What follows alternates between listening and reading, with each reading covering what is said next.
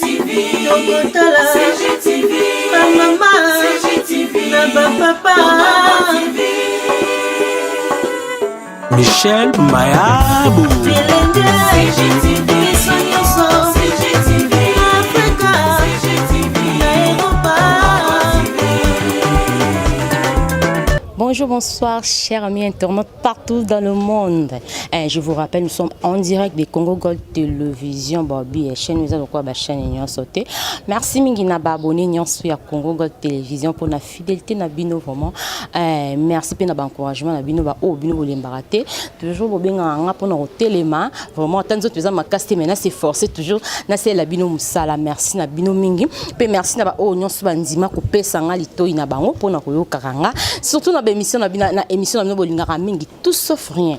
Émission tout sauf rien oyo kumba maranga moko meta immortel. Pe oyo ezalaka na ba sous-branche et belé otolobelaka makambo et belende lelo babi tozolobela 100% kibonzambe, hein? Bébé émission 100% kibonzambe to yambara ba serviteur de Dieu, ndeto loba ndeto solana bango moi quelques tout parlera moi quelques points moi ba réalité belé ezole kalambo kana biso par rapport à mambo etali lo sambo pe to solana bango moi baba na ngambu na bango pe na bango pe mo ba koko so tellement comme moi mingi par rapport ya bino bato bobenga biso nde yango pe lelo a tozana moko ba sala nzambe na kombo ya révérend pasteur Gilles Tika Mangi tuka ya église EPCD na mukuse ba lobi église la proclamation nde tozo sola na EP surtout babi ba déconfiné bango awa d'ici là dans 2 ou 3 jours awa ba église ezo fongama déjà nde on toloba kino to yambi pe ba sala nzambe mususu moi mingi toro to ya na église EPCD to surprendre pendant pasteur Gilles to yeba awa makambozo le kandenge nini moment oyo ya confinement étape wana bazaki ndenge nini pe na moment oyo ba déconfiné bango en tout cas nouvelle wana bayambaki yango lolenge kani ndi yango awa tozana pasteur Gilles Tika Mangi tuka soki cameraman na biso ko fongola. Vraiment merci mingi, merci na babone nyonsi ya Congo Gold Télévision. Merci pe na bien nyonsi ngaka meta immortel mingi. Vraiment pasteur Gilles wana. Bonjour pasteur. bonjour maman. Ok, merci pasteur. Pasteur, na moment où tous on annonce mais pour mieux sauter, il faut d'abord équiler. Tous on annonce que na moment où ba confina qui ba église. Ba lobi boyoka qui nouvelle wana qui ba église et ça la sauter. On apprendra qui nouvelle wana ndengeni. Donc na part non il y a eu pasteur. Merci pour la question. Premièrement d'abord, merci pour votre émission. Puis merci pour la chaîne et puis c'est une opportunité dans les cas. Merci. Et deuxièmement, je crois qu'on va présenter déjà. On a se présenter sur les athées. As a pasteur Gilles, représentant les gars de l'église EPCD, où ils sont na RDC, na ville de Kinshasa, na commune de Kalamu, avenue Simba, numéro 40. Des condamnés tout ça la musala ya Nzambe. Alors pour nous okende na question à poser ngai, tout ça qui nouvelle ondenge qui nouvelle à passer. Premièrement parce que total qui maladie et quoi arrêter ba activité nyonso ça ka biso ba église mais ça presque ba misale beleza qui arrêter les qui passe premièrement na mukusi na ko répondre ndengwa ça qui facilité vraiment. OK, merci mingi pasteur jusqu'au pasteur G na moment ya confinement au église nyonso ezaki ya kokangama obande ko sande tebi ki bozana ba serviteur na église boza pena bana nzambe belé na ba oto bengaka ba bébé spirituel oyo bazara lokolo moko na kati moko libanda o mususu bokendaka bo pusaka bango na makasi po baya ko sambela donc balingaka penza te ezaka ko ke ba suivi ko benga bango bayaka kaka sikoyo batalolenge wana bosuka na bango ndenge nini na moment oyo bakanga ba église. Merci pour la question. D'abord dès na lobby ne bandeza qui facilité parce que total qui ba paramètres nyonso l'église on a ba bébé spirituel baza ba makasi bazali mais total qui to créer qui ba stratégie pour na ko battre là toujours ba foi ya bana na Nzambe na moment confinement oyo bazala égarité malgré tout ça qui ba fort on a mais quelques-uns ba tomber quand la défaillance mais décourager qui biso tout ça qui sous les mieux koleka tout ça qui ba cellule de prière organisation ba prière de maison des suivis permanents organiser qui moi ba stratégie pour que bana Nzambe ba koya vraiment na défaillance spiritualité. OK, merci mingi. Tout le monde qui bande comme ça, bazali ko sala ba kilt en ligne. Alors pourquoi bino en église et PCD vous sala qui ont. Bon, merci pour la question. Les sous na ko loba ki église nyon faisant ndenge mokote. Chaque église est en ndenge nzamba be makango. Ceux qui bande comme sous bazali qui convaincu ba sala ba kilt en ligne za ba bête. Mais biso pe tozaki na stratégie na biso méthode na biso tozali ko sala to ko lobango te mais tozali ko réunir bana na nzambe. À tout moment, na ba programme sur ya kilt mardi, vendredi, dimanche, tozali ko réunir bana nzambe ko sambela tana se tozaki na stratégie wana et ezaki moba moka kitoko pona biso na kati ya communion fraternelle pe ko lia cette scène ko partager le banzambe ezaki bien mais ezaki ka obligatoire tout ça là ba kilt en ligne. Ok, merci mingi vraiment on a vu que vandi kunyo spaso landa biso vraiment ici ka bozali boza vraiment ya ko sepela là je vois babi petite sœur ma petite sœur chérie Rosette Congo balobi 10 à match moi ça kambiji vraiment bambo tenu sur la nanga maître chinois balobi kilwa matete igwe na biso yana na biso bambo tenu sur la nanga vraiment tozokuba malembe pasteur Gilles babi surtout bino bozana la commune ya Kalamu to kenda pe na mo ba commune mususu na cadre toujours ya msa na biso po biso to lingara kokoma toujours na source pour na luka ba information pe tozaki informer pour na bino babi pour na ba ouverture ya ko désinfecter ba église bino na commune na bino ya Kalamu biso tozana vérité to yoka est-ce que to ko pe ko yoka pasteur Gilles soko ko zala vraiment na makasi ya ko na commune na bino ya Kalamu ba condition nini o ba pesi bino bon na ko loba mukuse que ba condition vraiment exacte ezaka ke ezaki autorité municipale asali organisation moko pona ko permettre ba église reprise nango tant que zonga ba église à la désinfecter et ba église à la propre peut respecter ba mesures barrières c'est un peu ça. Ok, merci mingi. Vraiment pour la information na bino bande bozolanda biso babi biso tokotaka na source pour boyebi na politique tozalaka na musique tozalaka na banzambe partout vraiment tozalaka. Pour na information na bino to kiki na commune ya Kalamu paraît que bourgmestre ya commune ya Kalamu asengi $1 $1 wana information ngande naza ko informer bino sobi bozana ba pasteur basala nzambo bazana ba église ya Kalamu to bozana ba pandisango o ba kota zamba loko anga meta immortel botuni bango ba koyebisa bino vraiment eza vraiment ko déranger biso makasi mingi eza ko déranger biso makasi mingi étant que ba pandisango $1 par chaise so ozana 1000 chaises donc au futa loko la $1000 wana eza ndenge basengi bango na commune ya Kalamu jour na okita limité na kiko yamba basala nzambe ya limité pe na kopesa bino na limité so basengi bango soki bayebisi bango ndenge nini toyebi keza na gouverneur de la ville balobi mwana mboka na kombo ya Chantini Ngobila ye alobi ki ba église efongwama nango bongo apesi na aba désinfecter car ba église mais apesi te que non il faut na ba bungu mestre basenga bato ba monta moko ya ba mbongo pona kopesa po ba désinfecter parce que toyebi que na ba église nyonso tout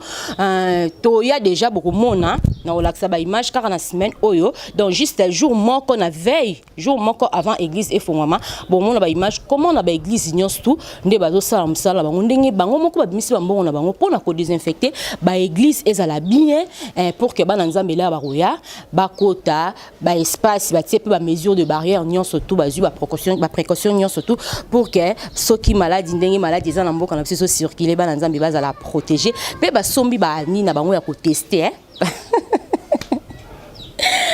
Meti vraiment dans ces cas si ba sombi ba di bango ko tester yango ane komba ngwana lo bien ngana ebi yango te bino bo ba sala nzambe po bozana on pe na mone en église déjà l'air to linga to kota awa to ya non pa na yo na libanda na porte ba testa ki biso to sokoli maboko ba pesi biso pe désinfectant to sali nyonso na on est déjà une grande part au diable sali mais pourquoi ba sengi une sous ba $1 par chaise na église no ozana combien de chaises bon ba chaise c'est belé mais y en a lobby ko désinfecter ma bête zali organisation municipale nda salaki mais na $1 par chaise on a 1000 chaises au fouti $1000 entre ta ba bar ba ebisa ki bango ba sala lolenge moko mais ba bar e fongwa mi pe musique ya makasi ba bar nano esika ba ko tia quit ba désinfecter en hôtel o ba tu ba ka lolenge na lolenge o aki a Tokyo aki a Salibwe en plus hôtel na ba bar ba sokola maboko te bon mon aïe imagine la qui na ba semaine eleki les jours oyo baba refongwa maki ezaki ka na donc kaka semaine wana nde basala kiango donc awe dans 2 jours kako yo sokoni maboko kote boye bisanga bandeko moto azana quit ya masanga ameli de ya masanga aye akota na bar et c'est so sokoni maboko to okota te akota to okota te asukani maboko to baba luka kende alors bat baote ka masanga bateki masanga olinga ta perdre client na likolo ko maboko akokota ka bongo mbala moko akei place a bongo kuto lifaki bozala nanu pena molende bolandela bango pona ko désinfecter boya bosenga bango ta ba $1 pona bongo bango bakota mikolo nyonso mais gouvernement na biso mais bande ko na biso ba beaucoup mais na biso oyo tozala bango na kata mboka oyo bazo continuer toujours ko sala ba magui na bango vraiment ngana loba na nga bosolo boyebi en plus ndena loba boneza na protection moko ezaka ya Seigneur Jésus-Christ de Nazareth donc biso tozala nga pona ko dévoiler dernièrement boutay ko mona ba image to l'accès kimno comment ba bourgmestre ya mboka na biso ba camion o ba pesa bango pona kosala musala ba koma kokena na ba kinkole kolela ngo ba maboke na ba 10e bureau na ba 5e bureau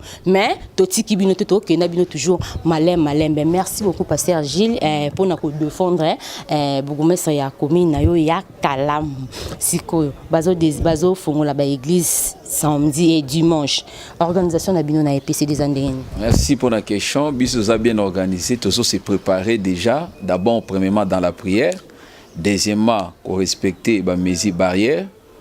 On a condition le gouverneur à PCP Bakondjamboka, tout ça qu'on respecter en et troisièmement, to discipliner ba nzambe nyonso mokolo ya dimanche tant bazoya mutonza azanga masque na été azala nango eza obligatoire pour muta kota na église parce que donc toni ko to savement etinde ba konjamboka donc pour ezala bien de yango doit tout ça bien préparé sur le plan spirituel sur le plan physique donc sur le plan mental tout ça bien préparé pour que dimanche oyo ya les 16 toi ko kumisa nzambe na biso en respectant toutes dans tous les mesures barrières. Ok, merci mingi pasteur Gilles tokomi siko kokota na mama likambo na biso pasteur Gilles tozana combien de ministères? Bon, la Bible eza ko reconnaître Éphésiens chapitre 4 verset 11 eza ko talisa biso tozana 5 ministères na ko citer yango si vous permettre tozana ministère ya apôtre tozana prophète tozana évangéliste tozana pasteur puis les derniers tozana docteur. Voilà les 5 ministères. Ok, merci mingi pasteur Gilles atangeli biso le 5 ministères o tozana ngo parmi les 5 ministères wana ministère nini o bino bomona rake et bazalaka un peu libanda bazalaka vraiment nanzela moko na bino ba pasteur te na ba docteur te na ba évangéliste te na ba apôtre kuto ebike ba apôtre bazalaka ba mona ba apôtre suki muto aza déjà apôtre tout monde ba apôtre pe bazalaka penda ba papa ba pasteur pe bazalaka vraiment na droiture mo boye ba docteur surtout ba docteur na lingabon pour bazalaka ba enseignant ba docteur ba enseignant maleme molo ngi ba lobara molo ba pasteur vraiment pe ba kindara na lolengi mo et ya malamu mais ezana mystère moko oyo biso to yebi pe bato bandeko ba benga biso ba mona ki bazaka un peu différent na bino est-ce que yo moko etant que pasteur okoye ba so eza ministère ni? Merci pour la question na ko loba pour l'opportunité oyo ezana ministère moko te sur le plan biblique oyo eza ko kesa na ba ministère mususu par rapport à la question yo posée. Ba ministère nyonso tous les 5 apôtres, prophètes, évangélistes, pasteurs, docteurs nyonso chaque ministère est un rôle nango. Eza pe na musala nango. Apôtre azana musala na ye ya koyeba lokola missionnaire musala na yango wana kokende ko bâtir église pe prophète azape na musala na ya koyeba ko enseigner parole pe ko avertir église na basine ya temps de la fin pe ko avertir église bana nzambe bazala prudent pour na ko sonner trompette. Non, les prophètes là pour sonner la trompette. Évangéliste azana pour na ko mema sango malamu pour na ko gagner ba âme. Pasteur azana lokola berger pour na ko kengela bana nzambe na kati église pe docteur azana pour na ko enseigner. Donc en fait na mukuse ezana ministère mon côté o ezali mabe tu za malamu nyonso eza malamu mais le problème maintenant ezali na mutu na mutu o azui ministère comment ça ko exercer ministère alors na ko bongisa question ko ba ke ba ministère ngo c'est exercer kandenge nini c'est ça le problème to ko poser les problèmes ezali tous les ministères ils a bon ils a mabete mais ministère oyo selon les profanes ngana ko benga bo baloba ke ministère o ezali likolo ministère moko ça complique ça divise les gens ils ont ministère moko éclairera pas problème pour moi mingi baltizaka ba prophète ministère prophétique mais en fait ministère prophétique ça ndenge bato balobaka ngote un prophète c'est un grand enseignant il doit enseigner la parole de Dieu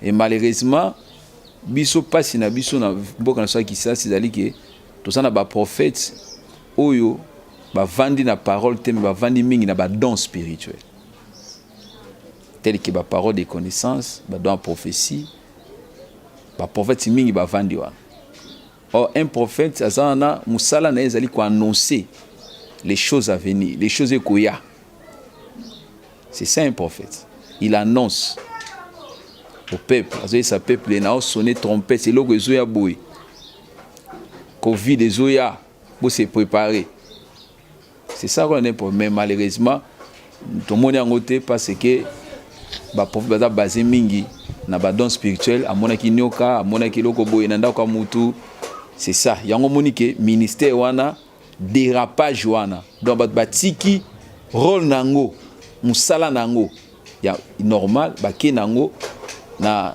ya côté ngama je peux parler ndengwana donc ba tenga misinde ministère mais ministère abata na prompte ils a problème ya mutu waza ko exercer na kati ya ministère wana faye ba rôle na ye ay ba musala nini au ministère na ba bengeli ya sala wana ko za malamu miki voilà merci.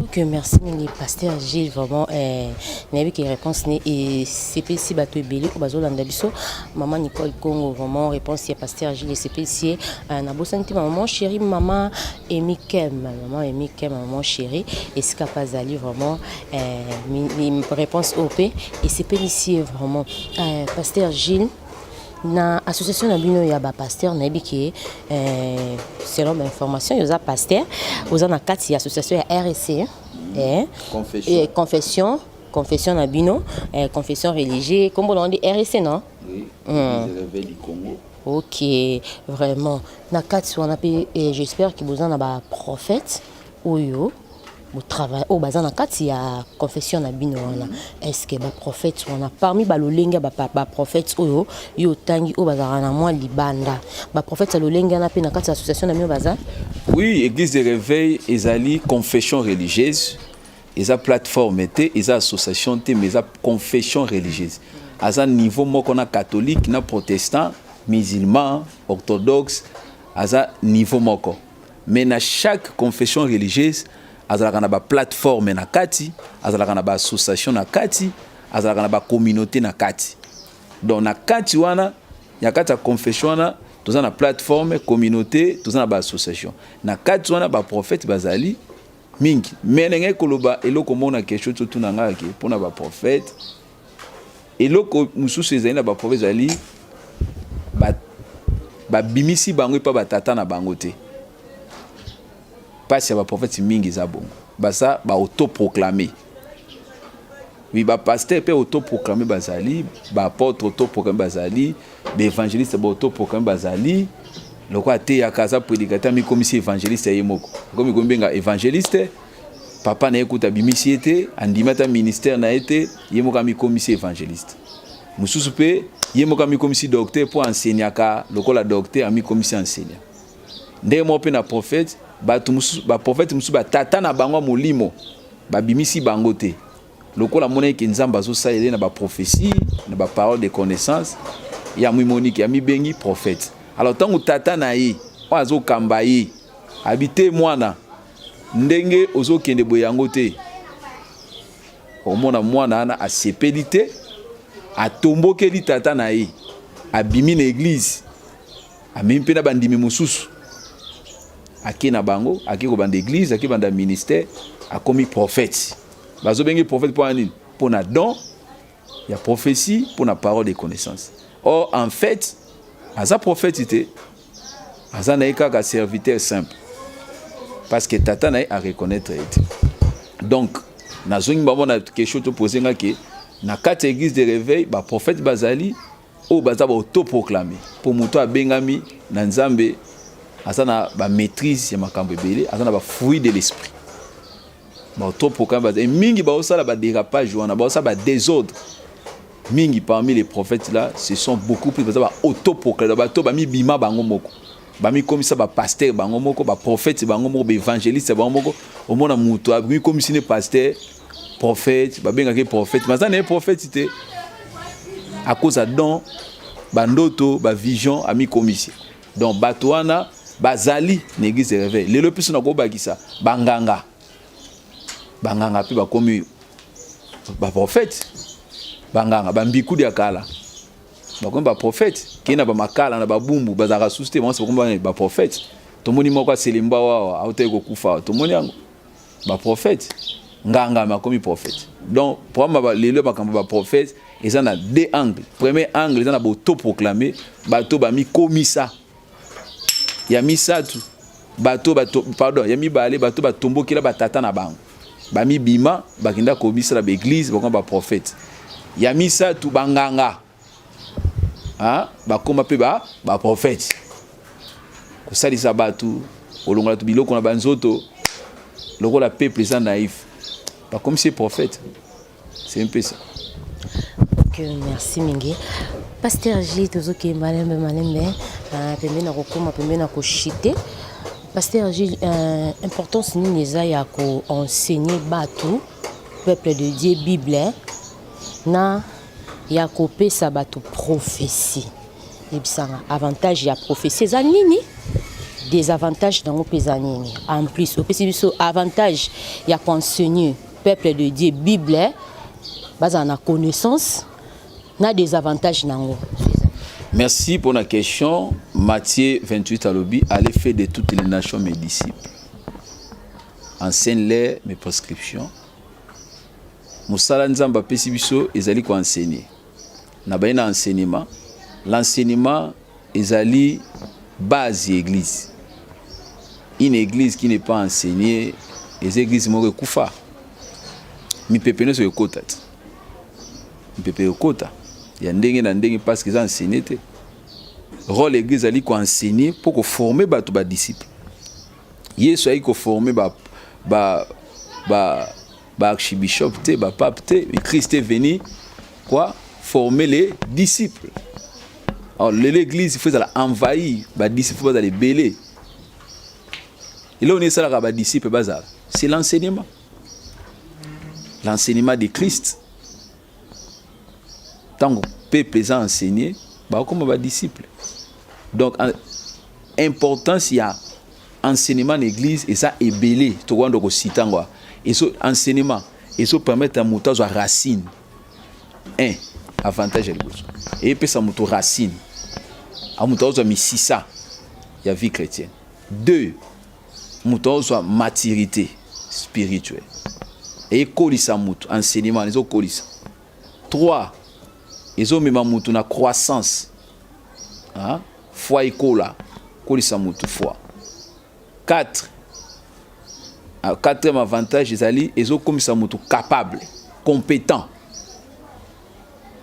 Enseignement est comme ça mutu compétent, capable ya ko juger ou ils ont malam ou ils ont mabi. Autrement dit donc ils ont pesa mutu possibilité ya koyeba nzambe malamu. Cinquième et pesa comme ça mutu capable ya koyeba ko renouveler intelligence. Enseignement ça ko renouveler mutu nini intelligence. Né comme dans Romains chapitre 12 verset 2. Et renouveler intelligence ils ont transformé mutu. Voilà rôle il y a enseignement. Et c'est belé. Et sixième, rapidement, ils ont payé mutu la force spirituelle. Enseignement. C'est ça, c'est-à-dire la prière. Il ressemble avec précision, il ressemble avec dynamicité. Il sera dynamique dans la prière à cause de l'enseignement. Voilà. Et bon, désavantage dans les avantages sont muta za enseigner te azala kwa papier muta sali toilette apangusi après ba papier na basala na oni ba tumbarati. C'est ça c'est que la Bible dit na Matthieu nzeto ekobota mbuma te ba osana ba okatango quelqu'un qui n'est pas enseigné azala kwa nzeto eza sambo ba okate ba boaki na moto il sera inutile. Donc quelqu'un qui n'est pas enseigné il est inutile na église puis pour na Jésus. Ok, merci pasteur J, je pense qu'il y a aux bana au format ou enseignant à bango donc on a le bénin ils ont l'accès que c'est que on a bana moko baza vraiment un peu fort par rapport à Mambo Italie par rapport à Mambo Italie enseignement. Oui. Bon. Oui, bazali mais bon on a souligné le comment qu'on importer zali les choses de Dieu ma cambanza pasteur a enseigné moi na ça ko capter à quoi apprendre pour ami comme ça disciple à Jésus-Christ. Ok, merci mingi pasteur Gilles vraiment na mon pe moi ani mo kaza kuna to ko longnete mais to ko tsara micro boye apesa biso 5 passages bibliques oyo atangango atanga to l'accès longnete comme il y a format bana lodin frère lodin so ko le kampanzi boye to l'accès longnete to tsara micro atanga biso ka juste 5 passages bibliques oyo yebi na mutu atangi pour tout le monde vraiment que papa na bango Gilles tika mangituka a formera batu vraiment bien mingi to moni kuna na musika abaluka ayebo to tseka micro atangi biso 5 passages bibliques o ya ebi na mutu. Amen.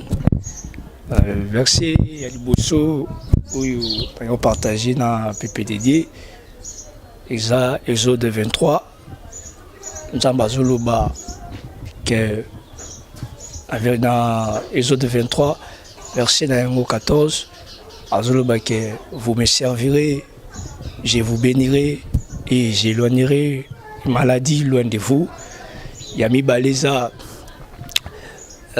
Jean chapitre 1, Sambazoloba, commencement était la parole était avec Dieu et la parole était Dieu. Il y a troisième néango, Yazoloba na biso na Actes chapitre 12, je parlais sur le Saint-Esprit. Je parlais du solo ya Ananias na Safira. Na ndenge akotsaki na kati ya mensonge. Wana ya misatu ya quatrième nango na Jean Apocalypse chapitre 1. Dieu a zoloba que je vous y entrez dans le royaume des sacrificateurs à travers sacrifice na kolo Yesu kundimela ko Yesu akotsa biso na kati ya kozala ba nganga ya Nzambe ya 5e na yango tozana Genèse chapitre 6 Nzamba zoloba que les anges oyo ba utaki likolo ba kinase asangana kina bana ya bato ilelo ba botaki ba géant. Amen. OK, merci Mokambilode. Merci pasteur Gilles Kamangituka. Félicitations. Merci beaucoup. Vraiment merci mingi na biki bandi ko spande ko na biso na moment oyo baza vraiment ya kusepela baza pe vraiment édifier peuple de Dieu bazo landa biso na moment où partout dans le monde eskanyo sobozami na mboka nyo sobozami bozo vraiment ya kusepela par rapport ya émission ndenge eza ko kende vraiment pasteur J to komo kende pembeni ya kushite basala nzambe lelo ngena na sa côté tolobaki ya différence ya enseignement na prophétie, je crois na expliquer prophétie. OK, merci parce que na bossa na na expliquer qui enseignement, avantage na ngona ben inconvénient. Bon pour la prophétie d'abord, prophétie eza mabete.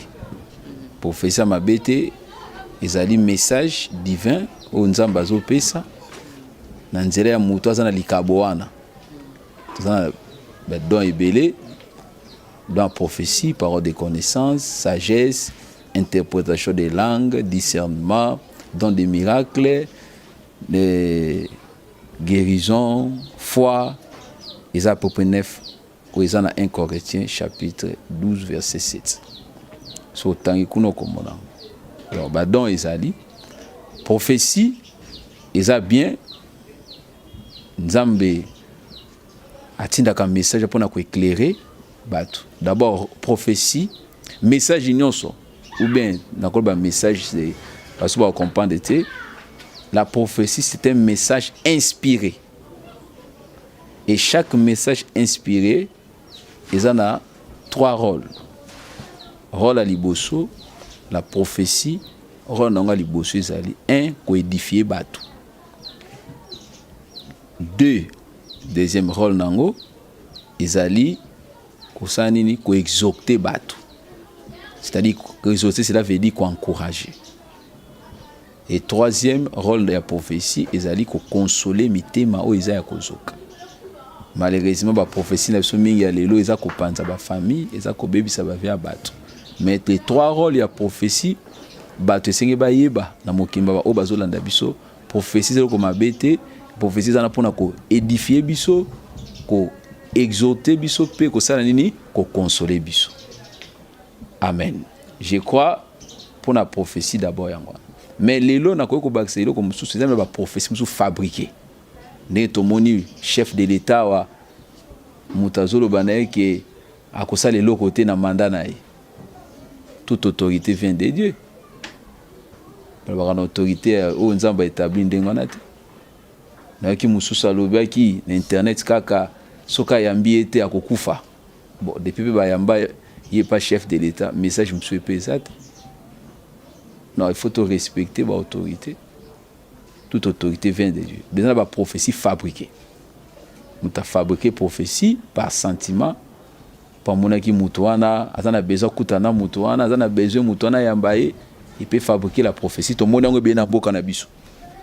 Et bien boka. Il y a les vraies prophéties et il y a les faux prophéties. C'est comme les serpents de Moïse. Serpent Moïse a bois qui n'était comme nyoka. Pharaon pas bengi ba mage na ye, ba charlatan na ye puis ba ye. Ba bois qui ba nzete. Et comme puis ba nyoka. Mais différence c'est que tango nyoka Moïse a meli. Nyoka ba charlatan Pharaon, c'est par là ba ko comprendre que véritable serpent ils a oyazala qui dans nzeta Moïse. C'est de même avec la prophétie. Prophétie ils a fabriqué. Prophétie est outil pas ça parce que le diable aussi donne la prophétie. Donc toi on a vraie prophétie, toi on a prophétie fabriquée, puis toi on a prophétie est outil pas ça. Alors il y a solo ezali, il y a faux ezali, il y a Satan ezali. Mais na nyonso to on a prophétie malamu ezali, so ki nzamba lobi ata buto indi tongo etanaka. Mais oui outil pas mutu sentiment ya mutu apesi prophétie. Ça n'accomplit pas et quoi que ça m'a n'angote. Au peut où pas Satan, et puis ça va vite. La vraie prophétie de Dieu donne la vie. Bon retenir yango, c'est important. La vraie prophétie de Dieu donne la vie. Nami tema et consoler, nami tema et exhorter, nami tema et édifier. Ça donne la vie. Voilà. Ok, merci mingi babi émission tellement qui n'a moi le lingue moko excusez-moi vraiment je suis un peu arrimé vraiment tozo kende na le lingue moko boye donc moi côté sur ba question sur ces alités tout moi comment biso vraiment ya shit ya émission na biso ya lelo pasteur Gilles peuple de Dieu bazolanda yo bana nzambe bazebele na moment oyo bazolanda yo est-ce que ça un message moko ko lancer pour le peuple de Dieu bazolanda na moment oyo pe ceux qui sont dans verset oyo ko pesa ba oyo bazana banda ko peut-être mingi to bandiko bazara mingi banda pour bango déjà ba misala pe ezongi mingi ba passer ba temps na bango mingi kana misala ba église bakenda mingi ba kritika ba dimanche ba o pe ba koza pe auti misala ina pourquoi boye auta la ta émission ceux qui sont dans quelques versets ko pesa et ko permettre et pe atanga za la édifier. Merci nangana bakisaka kalisusu eloko moko.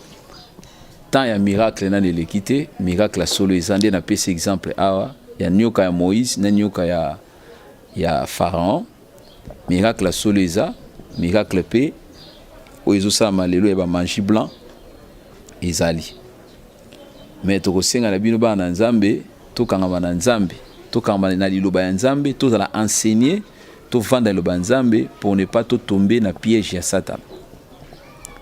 soko moni mosala nzambe azoto sango malamu aza ko enseigner le parole vanda na makolo na ye. C'est important. On a un message dans ko transmettre na bana nzambe nyonso na mokili mobimba. Okote na mosala nzambe waza na susino iba mamba nzambe ana susino okende liboso okola na molimo simba ye vraiment kangama na ye soutenir ye même nzamba ko pambola. Wana de 1 DD message nanga liboso. DD message nanga mi balezali tokomi na tamoko eza tamoko très compliqué. Oyo bibelobi na tanga suka ba réalité ko bimela biso ebele. Ya ndenge na ndenge lelo to na COVID-19. Donc to simba nzambe to kangama na nzambe bibelobi na Josué chapitre 1er verset 5 nzambe abina Josué nul ne tiendra devant toi tant que tu vivras. Za ko yisa bana nzambe nyos bolanda ngai message nazo pesa bino Josué 1er verset 5 et l'autre côté ko telemela yo soki nzamba zana yo soko zana nzambe olande mission obanga te ata maladi ata molili ata bondoki telemeli yo naza ko garantir yo liloba na nzambe nzamba lobi et l'autre côté ko telemela yo pour la nier ko telemela te parce que on dimela Jésus au pesa confiance pe ozo sambela nzamba zana bomoy waza likolo ya nyonso wana ya liboso. Message ami balé dans Acte chapitre 4 verset 12. Bible lobi les sali à aucun autre nom. Lobiko ezana kombo mususute. Kombo ebiki saka c'est le nom de Jésus. C'est Jésus-Christ qui a reçu le nom au-dessus de tous les noms afin que tout genou fléchisse et toute langue confesse que Jésus-Christ est Seigneur. Et en gros sengi na biso tout se confier na Nzambe lobiko ezana kombo ya Yesu. Kombo ya nganga te ya marabouté mais c'est dans le nom de Jésus. Mangi blanc et bik sara mutute. Mangi noir et bik sara mutute. Ba pharmaçonnerie biloko na nyonso tokoki kotanga et ko biki sa ote c'est le nom de Jésus nde ko biki sa. Ndimela kombo wana croire na Jésus kangama na ye sambela ye nzamba ko sala na bomoi na yo. Eloko na ko lobana yango wana. Na baksolo vexa suka pona clôturer awa ezana Marc 16 verset 16 tina 17. Et le Bible, celui qui croira sera baptisé, celui qui ne croira pas sera condamné. Dans 17e balobi, voici les miracles qui accompagneront ceux qui auront cru. Bikamwa ekolanda ba oyo bandimi.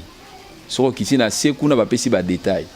Menga na notion kaka na isayo miracle est possible na vie na tozobela to na mbeto hôpital partout za ta musala ozana musala te atoza na mukanda te naza koyebisa yo le temps des miracles l'équité Jésus-Christ est là pour opérer un grand miracle na vie na yo ndimele kaka pesa confiance miracle kolanda yo na kombo na Yesu Christ. Amen. Amen, amen, amen, amen, pasteur, amen. Vraiment, tout comme on na suka pasteur J, est-ce que vous pouvez ça numéro na ya téléphone pour te viser na bande comme souper oyo na message oyo bini awa et petit bango ba vous peut-être na poster pour le pasteur bazwa olendi sa bango pe ba msusu o pesa bango ba verser pour que et da bango batanga ba msusu ko za na poster bon ça va message à pasteur et toucher na poster pasteur ala delanga ba prière vraiment si y a moyen sur couper sa numéro ya téléphone. Merci, numéro nangai ya pasteur Gilles Ezali 089 45 62 999 00243 89 45 62 999. Wana numéro na biso soko bengi okozwa biso moko ozana kaya prière to sungo na prière obengi na numéro wana ozape na besoin ya conseil obengi na numéro wana ozape na besoin to encadrer spirituellement na makambo ya Nzambe obengi ozape na besoin ya syllabus moko ozana ngo besoin par rapport à makambo tolobi awa ezali soko po bengi okozwa biso okozwa syllabus wana ezana facile ozosela pe Nzambe ozana muta ko encadrer te ko benga na numéro wana to ko encadrer pour na ko orienter yo ozala vraiment bien enraciné na musala Nzambe pour que osala berere te obima na nzela ya nzambe te ndenge baninga mosusu babimi na banzela. Nzambe apambola biso. Merci. Ok, merci mingi babi nzambe apambola biso, y compris nanga mona kati na bino bandeko bozolanda biso vraiment partout dans le monde. Nzambe apambola biso. Pasteur Josana bana na bi mosusu en camarade banda. Est-ce que ils en a bambote ko sa bana na yo bazolanda yo ko bana mosusu batali papa na biso wana papa na biso. Est-ce que mo bambote ezali pe sika ba faina baninga na bango baotala ba mona penza ki papa na bango ya solo ko bana mosusu na momo nde bazotala bazotutelo tolo.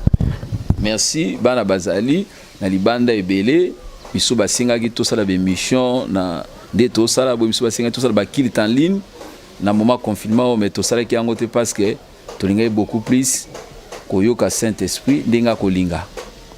En fait pasteur Azali conduit par le Saint-Esprit, il est dirigé par Jésus bien que tozo kamba mais nous sommes conduits par le Saint-Esprit.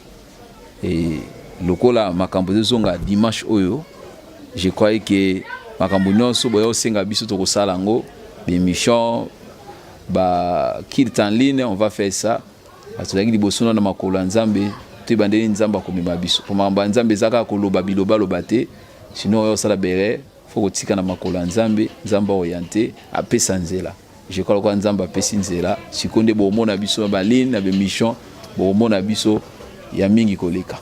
Voilà, merci beaucoup. Zamba pambola bino lisu encore davantage. Ok, merci mingi, merci Pasteur J. Merci mingi na ba internet nyoso bande kolanda biso vraiment to comme na biso na suka. Merci mingi na ba abonné na biso ya Congo Gold de télévision. Là je vois balobi Michel Mbayabou. Michel Mbayabou maman. Mon papa, biso bambote mingi. Ici ko zolanda vraiment na bosanité ba bisele Mbayabou balobi petit frère du chef, Babili Gamokonzi, Azape Mokonzi, est-ce que Bambote Mingi, est-ce que Zola Nanga, n'a pas si bien on a soulevé la rameta immortel, la rameta immortel Bambote, n'a pas santé Balobi Richard Kanza, Babi Richard Kanza, moi mon balo, Babi Kolo. Mobala Kambishi, Babi Limbingazor, Richard Kanza Limbingazor, est-ce que vous en appréciez au bambo de Mingi? Mon vieux, Babi le vieux comme Bayunga, mon conde Espagne, Mobala Mandifa Pembe, vraiment, Mobala l'équipe Tabanaguna, Pessi Bambo de Mingi, est-ce que vous en Nanga, Balobi à Igwe, maître chinois qui l'a ma tété, mon grand frère, Babi maître aspect à beauté, maître Mundele, maître chinois, étage à Souka, il y a est-ce que vous avez vraiment la Pessi Bambo de Mingi, est-ce que vous en Nanga, Wabers ma funga vraiment, l'homme de Weston, mon vieux, Babi Motonanzame. Il faut bâtir qui monte dans Zambé, la personne va monter. Restez toujours branchés sur votre chaîne Congo Gold Télévision. C'est parti. CGTV, CGTV, maman, CGTV, papa, Michel Mbayabou, CGTV, CGTV, Africa, CGTV, Europa.